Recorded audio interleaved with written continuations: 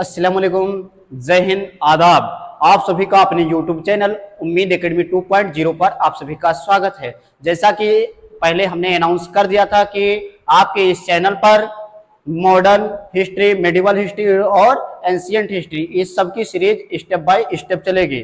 तो उसमें से आज पहली श्रृंखला है जो कि मॉडर्न हिस्ट्री है। ये मॉडर्न हिस्ट्री हम लेकर आए हैं जिसमें से आपके टॉप 50 क्वेश्चन ऐसे होंगे जो हर एक कॉम्पिटिटिव एग्जाम के लिए इतना शानदार होगा कि कोई भी कॉम्पिटिटिव एग्जाम आप दीजिए, इसमें से टॉप 50 से कम 20 क्वेश्चन फंसने वाले हैं। इस चीज को आप ध्यान में रखिए और श्रृंखला से जुड़िए। जिसमें देखिए सबसे पहला हमारा क्वेश्चन है कि भारत का नेपोलियन किसे कहा जाता है। ये हर एक एग्जाम में ये क्वेश्चन भर भर के आता है। कोई भी एग्जाम उठा लीजिए, एसएससी, जीडी, सीजीएल, सीएचएसएल, जितने भी एग्जाम हैं उसमें ये एसएससी का फेवरेट क्वेश्चन है कि भारत का नेपोलियन किसे कहा जाता है। तो इसका जो हमारा ऑप्शन होगा, ऑप्शन ये को लॉक किया जाए। ये जो समुद्रगुप्त हैं इन्हें भारत का नेपोलियन कहा जाता है। और उसके साथ साथ ये जो ऑप्शन दिए हैं इसे भी हम लोग देख लेते हैं। ये जो स्कंदगुप्त भैया हैं, स्कंदगुप्त के जो इन्होंने सबसे पहले सोने के सिक्के चलाए, इनके सोने के सिक्के में ये देखा जाता है अक्सर कि इनके सोने के सिक्के में एक तरफ स्कंदगुप्त सम्राट का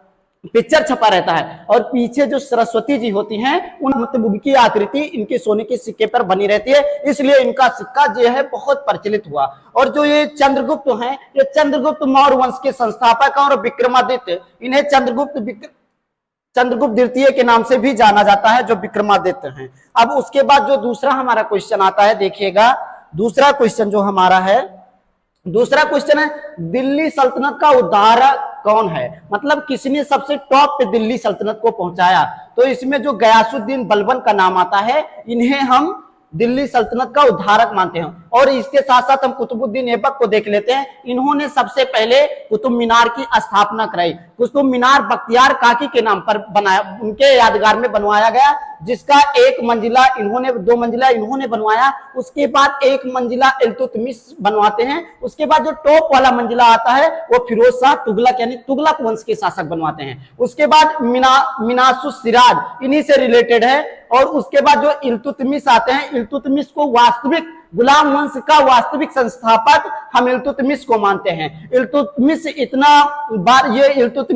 अच्छा काम करता है कि ये दिल्ली सल्तनत को टॉप पर पहुंचा देता है। अब देखिए अगला जो हमारा आता है, अगला हम देख रहे हैं कि भारत के समुद्री मार्ग की खोज किसने की। भारत के समुद्री की मार्ग की खोज तो सबसे पहले ऑप्शन में हमारा आता है वास्को डी गामा, यानी सी को लॉक किया जाए। जो वास्को डी गामा है, इन्होंने सबसे पहले ये भारत की खोज के लिए निकले। लेकिन इधर सबसे पहले मैगलन आते हैं। मैगलन ने सारे पूरे विश्व का समुद्री मार्ग के माध्यम से अगर किसी ने पूरे विश्व का भ्रमण किया है तो मैगलन का नाम प्रसिद्ध है। इसलिए अगर पूछा जाए किसी भी एग्जाम में कि सबसे ज्यादा समुद्री मार्ग यानी पूरे विश्व का समुद्री मार्ग के माध्यम से किसने नापा समुद्री मार्ग के माध्यम से, तो हम मैगलन को मारेंगे। यानी मैगलन इतना साहसी नाविक था, पुर्तगाली नाविक था, ये चीज ध्यान में। और उसके बाद बार्थोलोमेओ डियाज जो नाम आता है, बार्थोलोमेओ डियाज को हम इस नाम से इसलिए जानते हैं कि सबसे पहले केप ऑफ गुड होप, ये भारत की खोज के लिए ये भी निकलता है, लेकिन ये केप ऑफ गुड होप तक ही पहुंचता है। उसके बाद ये वापस चला जाता है। उसके बाद 10 साल के बाद वास्को डी गामा निकलता है। वास्को डी गामा आता है और भारत की प्रॉपरली खोज कर लेता है। अब 1498 ईस्वी में, कब 1498 ईस्वी में। और जो ये कोलंबस है, इन्होंने 1492 में अमेरिका की खोज की। अमेरिका की खोज इन्होंने एक नई दुनिया में, अमेरिका पहले नाम इसका नहीं था, ये जब वहां पहुंचे उस द्वीप पर तो इन्होंने उसे नई दुनिया का देश नाम दिया। लेकिन इससे पहले इन्हें पता चला कि वहां पर एक नाविक पहुंच चुके थे, उनका नाम था अमेरिगो वेस्पुची। तो इन्होंने नई दुनिया नाम ना रख करके इसका नाम अमेरिका रख दिया उन्हीं के नाम पर। किसने? कोलंबस ने। चलिए आगे नेक्स्ट वाला जो है, इसमें निम्नलिखित में से किसे भारत का तोता कहा जाता है, यानी तोताए हिंद किसे कहा जाता है। तो अमीर खुसरो को भारत का तोताए हिंद कहा जाता है। और जो ये हुसैन शाह है, हुसैन शाह इसे ऑप्शन में दे दिया गया है। ये हुसैन शाह इस समय पाकिस्तान के मुक्केबाज हैं, उनका ऑप्शन में है तो बता देते हैं। और ये बारबक और ये नानक जी जो हैं, ये नानक जी तो गुरु नानक देव जो कि खालसा पंथ के संस्थापक है, इन्हें सब लोग जानते हैं। सॉरी, उसके बाद भारत का प्रथम मुगल बादशाह कौन था? तो भारत का प्रथम मुगल बादशाह जो प्रथम पानीपत के युद्ध के बाद बैलो लोदी को हरा करके, इब्राहिम लोदी को हरा कर भारत की शासन पर बैठता है, वो बाबर था। बाबर के बाद में हुमायूं आता है, बाबर का लड़का हुमायूं, हुमायूं के बाद अकबर, उसके बाद शाहजहां, वो जहांगीर के बाद शाहजहां। जो शाहजहां है, शाहजहां की प्रसिद्धि पूरे विश्व में सभी चीजों के लिए, शाहजहां को तो आप लोग जानते ही हैं कि शाहजहां ने ताजमहल बनवाया, आगरा का किला बनवाया और उसके बाद में दिल्ली के अंदर लाल किला बनवाया। ये सारी प्रसिद्धियां जो है ये शाहजहां की हैं। उसके बाद भारत कौन से वायसराय के काल में स्वतंत्र हुआ? भारत किसके नहीं, कौन से वायसराय के काल में स्वतंत्र हुआ? तो वायसराय, अगर वायसराय देखा जाए तो माउंट बेटन, उस समय कौन थे? माउंट बेटन थे। और जो विलियम बेंटिंग को बताया जाता है ये भारत के प्रथम वायसराय थे। उसके बाद बेलेजली जो आते हैं, बेलेजली ने सहायक संधि की शुरुआत किसने की? बेलेजली ने की। अब उसके बाद में जो ये बेबल आते हैं, बेबल एक योजना लेकर आते हैं भारत की स्वतंत्रता के लिए। उसके बाद हम बात करते हैं सत्याग्रह शब्द। सत्याग्रह शब्द निर्माण किसने किया या सत्याग्रह शब्द का सबसे पहले आह्वान या सबसे पहले किसने दिया? तो सभी लोग जानते हैं कि सत्याग्रह गांधी जी से जुड़ा हुआ है, इसलिए गांधी जी को हम मारेंगे। और जो ये अरविंद घोष जो ऑप्शन दिया है, अरविंद घोष ये बंगाल के क्रांतिकारी थे। रविन्द्रनाथ टैगोर जिन्होंने भारत का राष्ट्रीय गीत लिखा और राष्ट्रीय गान लिखा, ये तो आप लोग जानते ही हैं, रविन्द्रनाथ टैगोर। उसके बाद राजा राम मोहन राय जिन्होंने सती प्रथा का अंत किया विलियम बेंटिंग के साथ। अब इन्होंने सत्याग्रह प्रकाश की भी स्थापना की। अब उसके बाद आते हैं गुरु गोविंद सिंह द्वारा खालसा पंथ की स्थापना किस वर्ष में हुई? तो ये 1699 में गुरु गोविंद सिंह द्वारा खालसा पंथ की स्थापना होती है। ये खालसा का मतलब होता है शुद्ध, खालसा का मतलब होता है शुद्ध, जो अरबी के खालिस शब्द से बना है। किससे?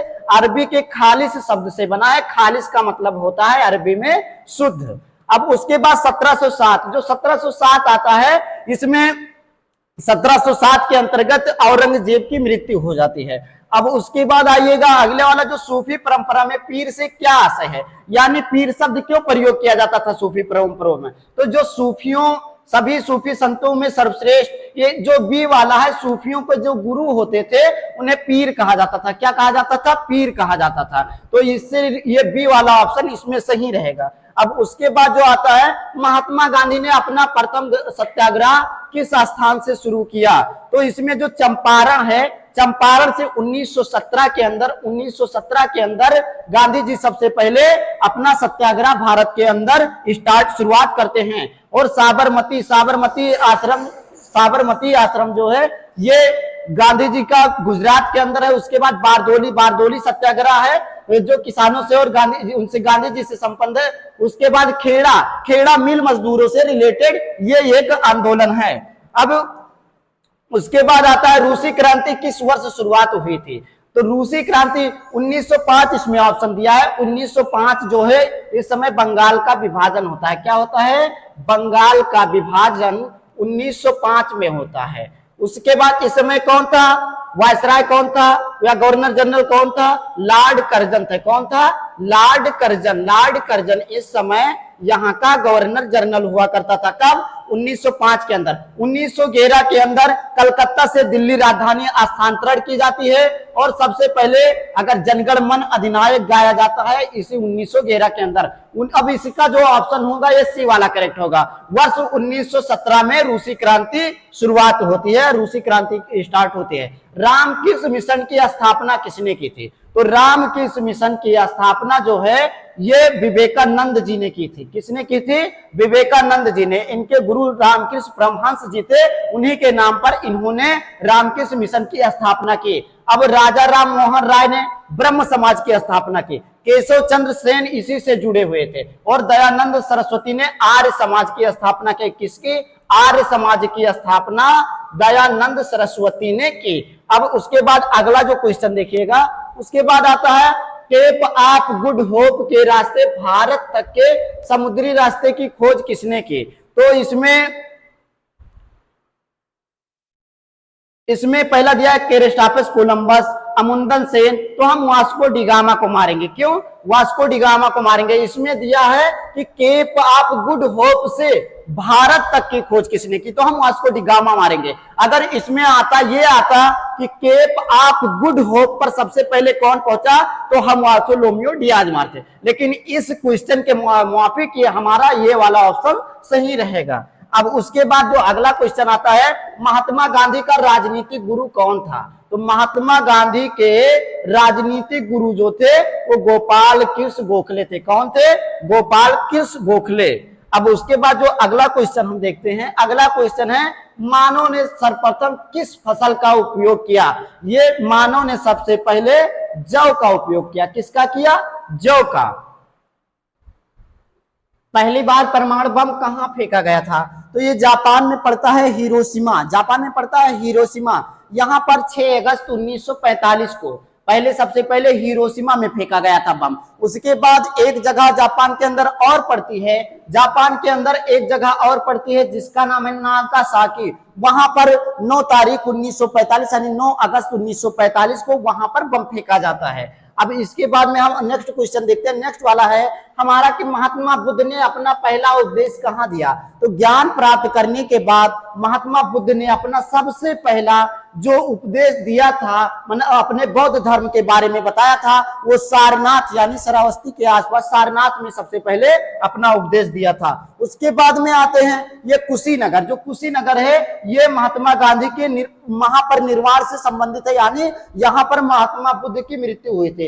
बोध गया में महात्मा बुद्ध को ज्ञान प्राप्त हुआ था। लुम्बिनी में इनका जन्म हुआ था। लुम्बिनी जो वर्तमान में नेपाल में पड़ रही है। इतना बात आप लोग ध्यान रखिएगा। अब जो नेक्स्ट वाला आता है महात्मा बुद्ध, वही चीजें रिपीटेशन है। अब 19 वाला आता है महावीर का जन्म कहां हुआ था? तो जैन धर्म के जो परिवर्तक थे, जैन धर्म के परिवर्तक महावीर स्वामी का पूछ रहा है कि इनका जन्म कहां हुआ था? तो इनका जन्म हुआ था वैशाली बिहार के अंदर। कहां हुआ था? महावीर स्वामी का जो जन्म है ये वैशाली बिहार के अंदर था। और उससे पहले हमने कुशीनगर बता दिया, सारनाथ बता दिया, और राजगीर जो बिहार है ये गौतम बुद्ध से संबंधित है। अब उसके बाद जो अगला वाला है, प्रसिद्ध यूनानी राजपूत मेगास्थनीज किसके दरबार में रहता था? तो मेगास्थनीज जो है ये चंद्रगुप्त मौर्य के दरबार में रहता था। किसके दरबार में? चंद्रगुप्त मौर्य के दरबार में रहता था मेगास्थनीज। इसकी जो प्रसिद्ध पुस्तक है, ये आपसे बहुत ज्यादा एग्जाम में भर भर के पूछा जाता है कि मेगास्थनीज की प्रसिद्ध पुस्तक का नाम लिखिए। तो इसकी प्रसिद्ध पुस्तक इंडिका है। मेगास्थनीज ने इंडिका की रचना की। अब उसके बाद अशोक और बिंदुसार, इनके बारे में आगे। अब जो इंडिका यहाँ पूछ ही लिया गया है, देखिए कि इंडिका किसकी रचना है? तो इंडिका जो है ये मेगास्थनीज की रचना है। अब उसके बाद हम नेक्स्ट वाले को देखते हैं। जो नेक्स्ट वाला है इसमें पूछा जा रहा है कि सर्वाधिक सोने के सिक्के किस काल में चलाए गए? के बाद में गुप्त काल के जो सोने के सिक्के थे वो सबसे शुद्ध सिक्के माने जाते हैं। अब उसके बाद आता है हमारा भारत में सबसे पहले किस वंश के शासक ने सोने के सिक्के चलाए? तो जो भारत के अंदर सबसे पहले शुद्ध सोने के सिक्के चलाए वो थे हमारे कौन? कुषाण थे। कौन थे? कुषाण थे। यानी कुषाणों ने सबसे पहले भारत के अंदर सोने के सिक्के का प्रचलन किया। कहीं कहीं पर इंडो ग्रीक लिखा रहता है, लेकिन इसका जो सबसे सटीक आंसर होगा वो कुषाण ही होगा। अब देखिए अगले वाले पे आते हैं। 712 ईस्वी में भारत पर पहला सफल मुस्लिम आक्रमण किसके द्वारा किया गया था? तो ये जो मोहम्मद बिन कासिम का नाम आप लोगों ने सुना होगा, फर्स्ट अफगान यानी फर्स्ट मुस्लिम जिन्होंने भारत के अंदर सफल आक्रमण किया, यानी भारत के अंदर पूर्ण विजेता जो मुस्लिम कोई शासक पहली बार हुआ है वो मोहम्मद बिन कासिम हुए। इससे पहले 637 और 664 में भी मुस्लिम लोग भारत के अंदर आते हैं, लेकिन वो इतने अच्छे तरीके से सफल नहीं होते। सबसे पहले 712 में मोहम्मद बिन कासिम ही भारत के अंदर सफल होते हैं। अब देखिए अगला वाला महमूद गजनवी जो इससे रिलेटेड है। महमूद गजनवी ये भारत के अंदर 17 बार आक्रमण करते हैं। उसके बाद 1025 में सोमनाथ मंदिर पर जो गुजरात के अंदर है इस पे आक्रमण करते हैं। ये इनके बहुत ज्यादा फेमस है। और लीजिए कि श्रृंखला का 24 ही क्वेश्चन होते हैं उसमें।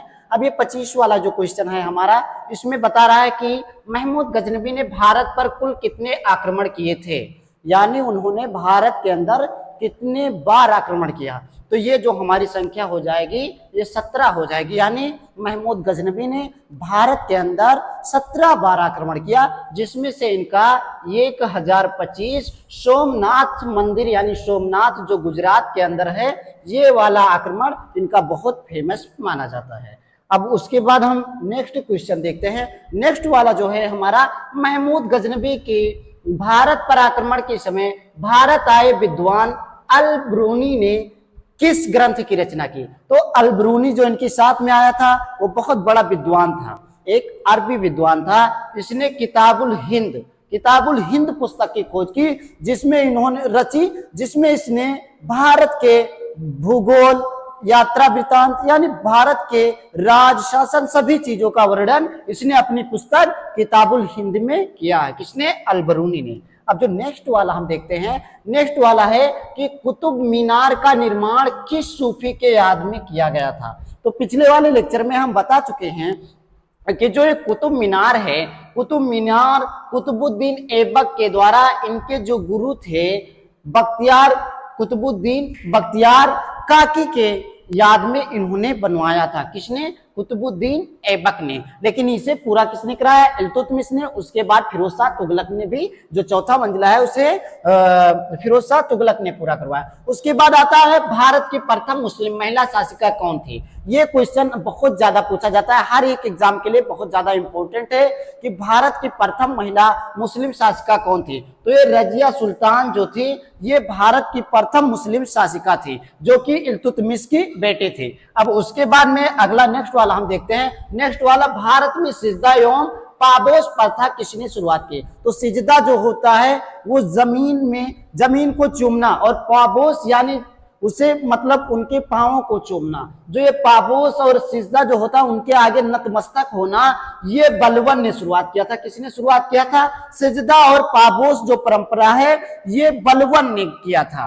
अब उसके बाद आते हैं हम कि किताबुल रिहला का लेखक इब्न बतूता कहाँ का निवासी था? इब्न बतूता जो मोरक्को का निवासी था। कहाँ का निवासी था? मोरक्को का। इन्होंने किताबुल रिहला लिखा है। रिहला में इसने भारत के यात्रा वृतांत को लिखा है।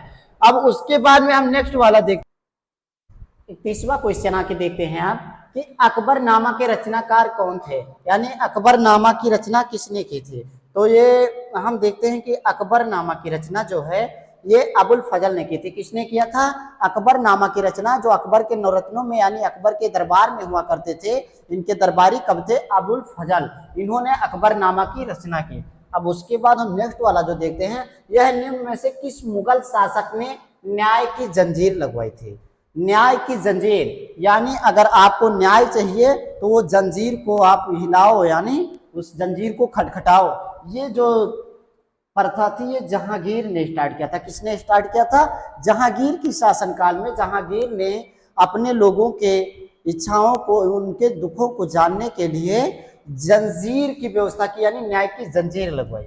अब उसके बाद हम देखते हैं नूरजहां का वास्तविक नाम क्या है? नूरजहां जो कि जहांगीर की पत्नी थी, इनका वास्तविक नाम क्या है? तो इसमें हम जो मेहरुन्निसा दिख रहा है, ये मेहरुन्निसा यानी नूरजहां का वास्तविक नाम मेहरुन्निसा है। अब उसके बाद में अगला वाला हम देखेंगे, हैदराबाद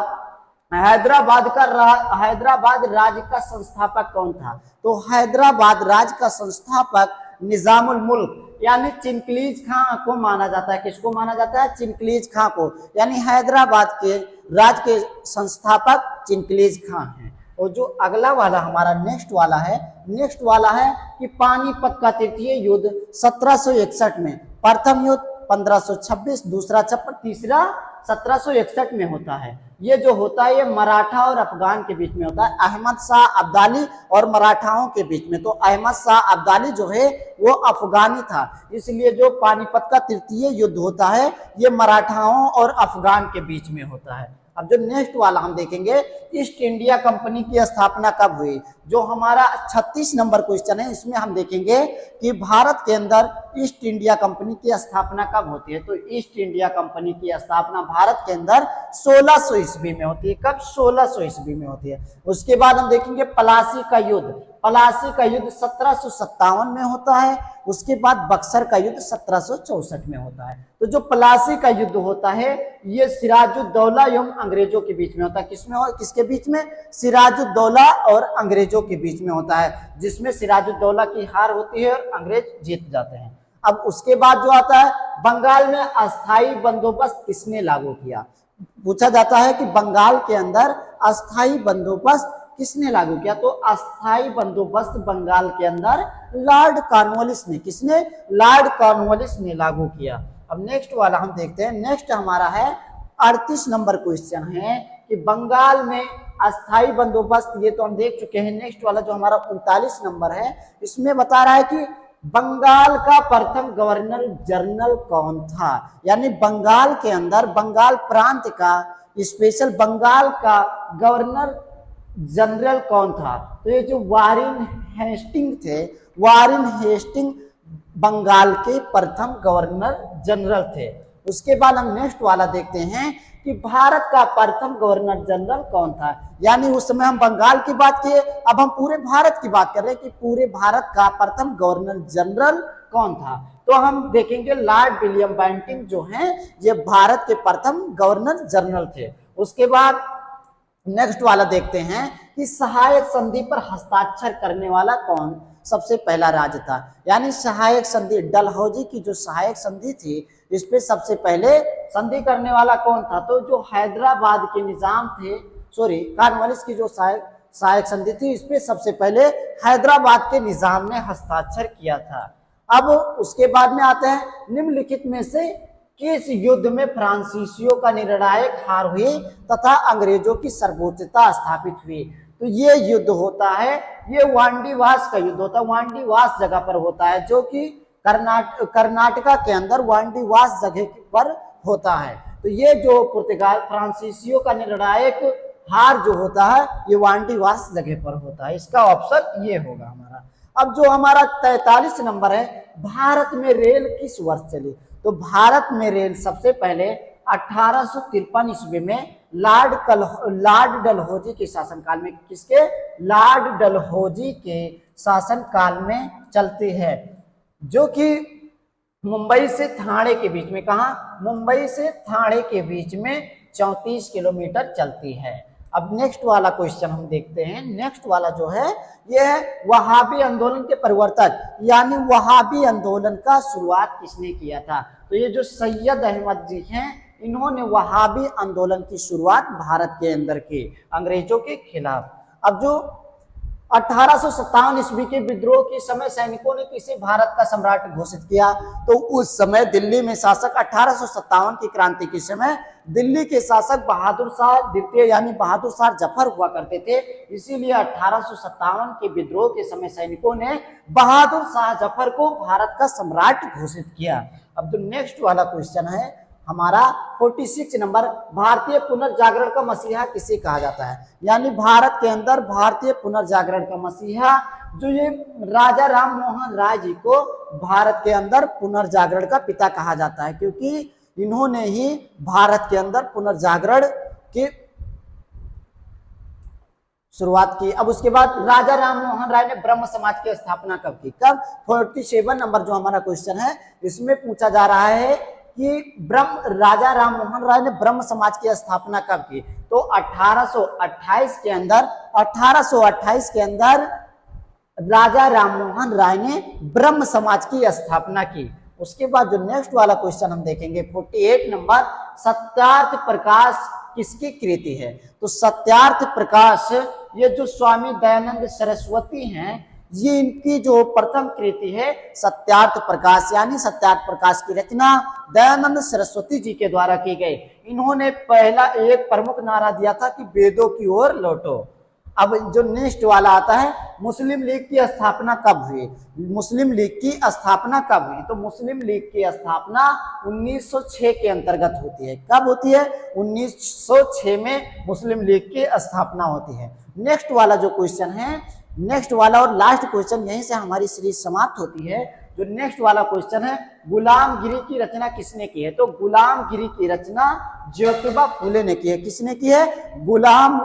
जो गुलामगिरी पुस्तक है ये बहुत ज्यादा इंपॉर्टेंट है, क्योंकि ज्यादा से ज्यादा एग्जाम में ये पूछी जाती है और ये ज्योतिबा फूले के द्वारा रची गई पुस्तक है। धन्यवाद। मुझे विश्वास है कि ये वीडियो आप लोगों को बहुत अच्छा लगे।